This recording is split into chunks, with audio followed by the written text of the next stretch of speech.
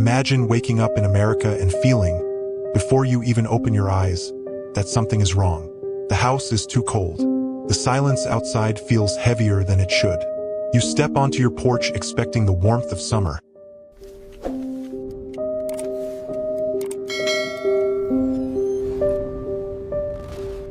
And instead your breath fogs the air. Then you see it. Snow, falling gently in June. Not in the mountains, not as a fluke, but settling on farms, roads, and towns across the United States, as if the calendar itself has been erased. This was not a joke, and it was not a local disaster. In 1816, the United States experienced a year that defied every rule people trusted about nature. Summer never arrived. Crops froze in the ground. Hunger followed quietly, relentlessly. People would later call it the year without a summer, but those living through it had no name for what was happening. They only knew that the world they depended on had turned against them. America was young then, fragile, mostly rural. Survival depended entirely on the land, the weather, and the predictable rhythm of the seasons. Farmers planted with hope in the spring and harvested with relief in the fall. That rhythm was sacred, and in 1816 it shattered completely. In New England, frost destroyed crops in May and June. In July, ice formed on rivers overnight. In August, snow covered fields in Vermont and New York. Corn withered where it stood. Wheat died before it could be cut. Livestock weakened, ribs showing through their hides.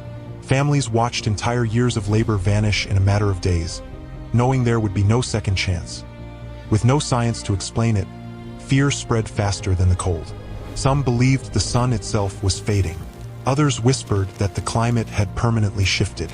Church bells rang more often. Sermons warned of judgment. Diaries spoke of dim skies and bitter winds that never stopped blowing. Food prices surged. Bread became scarce. Communities that had survived the American Revolution now faced a quieter enemy, one that crept into kitchens and empty pantries. One failed harvest could be endured, two could be survived, but repeated failure meant collapse. To truly understand the terror of that year, you have to listen to the voices of those who lived it. They wrote about a strange dry fog that hung over the eastern United States, a haze so persistent that neither wind nor rain could clear it. Sunlight turned weak and red. Sunspots became visible to the naked eye. The sun did not set normally. It sank into the horizon like a wounded ember. Birds stopped singing. Insects vanished. Entire forests fell silent, and that silence frightened people more than the cold. On the 4th of July, a day meant for sweat, parades, and celebration, men in Savannah, Georgia wore heavy winter coats. In Pennsylvania, families gathered indoors around roaring fireplaces while frost coated the windows. The mind struggled to accept what the body already knew. The calendar insisted it was summer, but the world insisted it was winter. Even Thomas Jefferson, a man of reason and science, watched his crops fail at Monticello and wrote of an unparalleled gloom, admitting he had never witnessed a season so hostile to life. As fields turned black, the economy of the young nation began to fracture. The price of oats, essential fuel for the horses that moved America, rose nearly eightfold. This was not inconvenience. It was catastrophe. In remote towns, families foraged for roots and wild plants. They boiled whatever they could find. They slaughtered livestock early, knowing there would be nothing left when true winter arrived. Eventually, people did the unthinkable. They left. Wagons rolled west not in search of opportunity, but out of fear.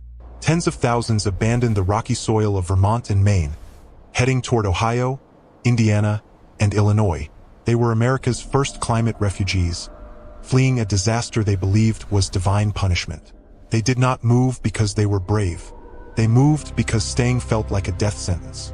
And then comes the most unsettling truth of all. This disaster did not begin in America. It did not even begin on this continent. In April of 1815, on a distant Indonesian island, Mount Tambora erupted with unimaginable force. It was the most powerful volcanic explosion in recorded history. The mountain was torn apart. Ash and sulfur were hurled high into the stratosphere, where they spread across the planet, forming an invisible veil that reflected sunlight back into space. The atmosphere ignored borders. Nature always does. The ash that killed islanders in Indonesia became the shadow that starved farmers in New England. Europe faced famine. Asia endured floods. America froze in summer. Every community felt alone, unaware that the world itself was experiencing the same slow collapse. Ironically, the catastrophe reshaped humanity. It forced resilience. It rewarded adaptability. It left scars in culture and memory. In Europe, trapped indoors by endless cold rain, a young Mary Shelley imagined Frankenstein. In America, painters captured blood-red sunsets that were not fantasy, but skies filled with volcanic dust.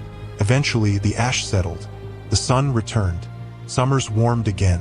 But memory faded faster than the lesson should have. Today, most Americans have never heard of the year without a summer. Yet its warning remains.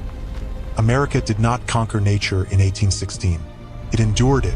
And if one distant volcano could darken skies, freeze a nation, and reshape history, the question remains: what happens when the Earth decides to remind us again?